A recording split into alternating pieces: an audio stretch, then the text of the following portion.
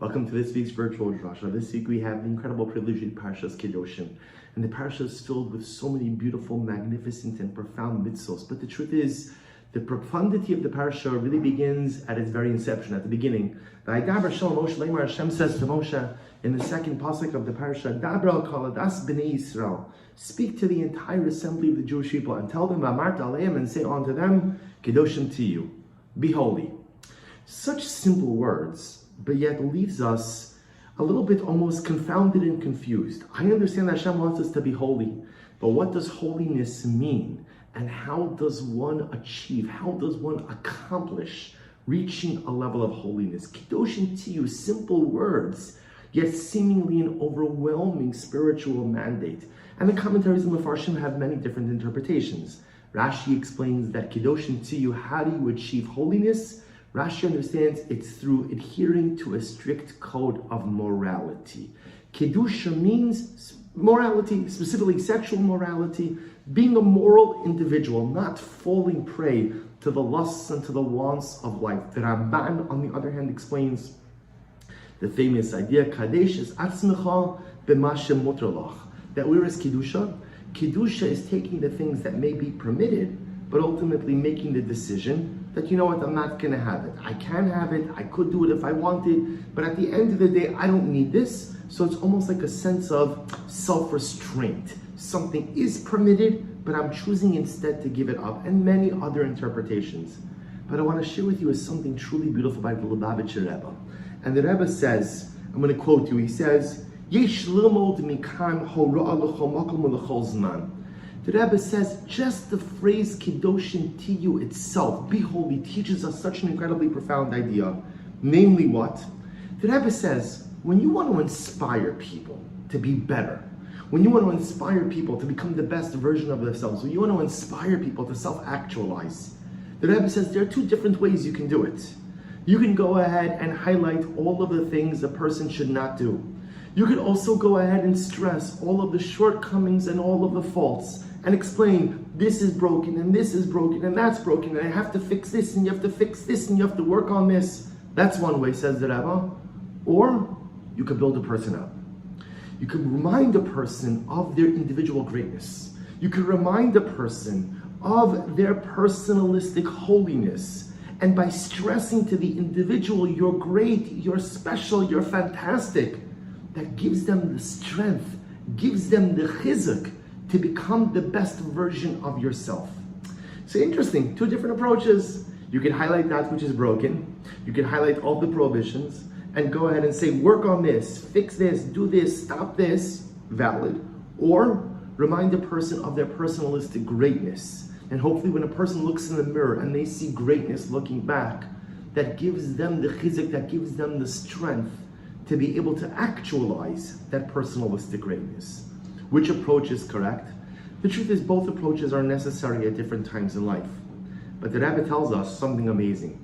He says they're both correct, but which one does HaKadosh Baruch Hu prefer? Kedoshim to you. Kedoshim to you, listen to what the Rebbe says. The Rebbe explains, he says, Haderech lekach eina be'emtzaos azharas va'anoshim ela ayidei pesicha besignon chiyuvi b'hadgashas ma'alosan shal Yisrael. HaKadosh Baruch Hu says to Moshe, gather the people, gather them together.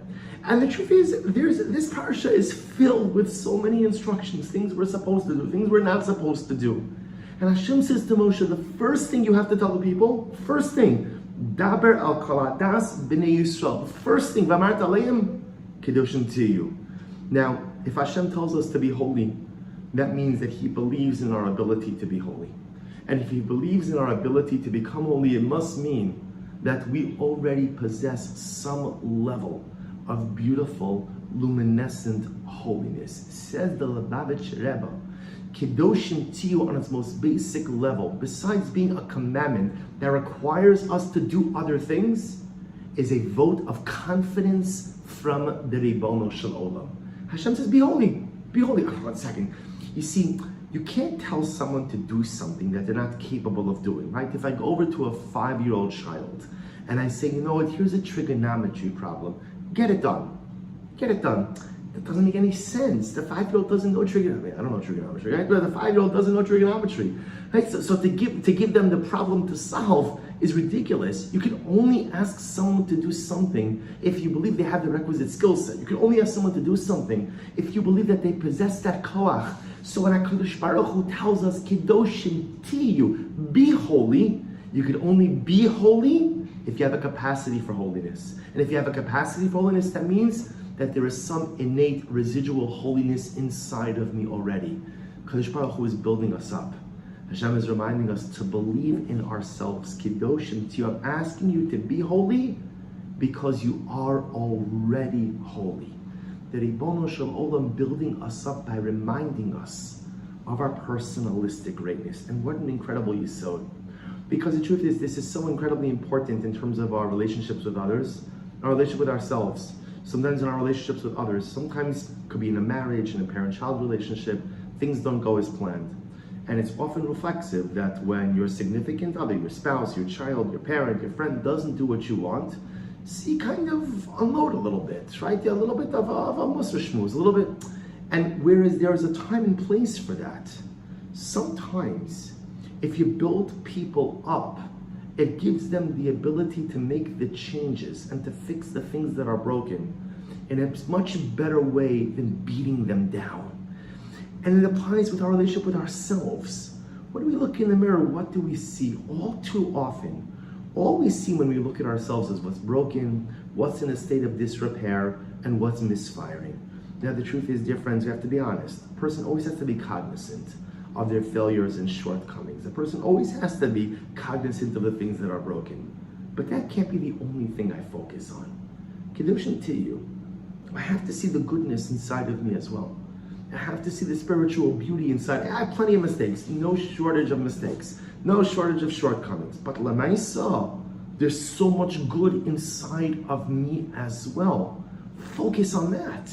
Don't forget about that. Yeah, fix the stuff that's broken. But don't forget about the stuff that's beautiful, the stuff that's great. And says the Rebbe, that's the lesson that HaKadosh Baruch Hu is teaching us. If you want to help others become great, don't push them down, lift them up. You want to help yourself achieve maximum personalistic greatness, don't put yourself down, lift yourself up. Kedoshim Tiyu is where HaKadosh Baruch Hu tells us, I believe in you, because I wouldn't ask you to be holy if I felt it was out of reach. I wouldn't ask you to be holy if I felt you weren't capable. If I ask you to be holy, it means you are already holy. Just try a little bit harder. Just push a little bit more, and you will discover the true, complete extent and measure of your personalistic Kedusha.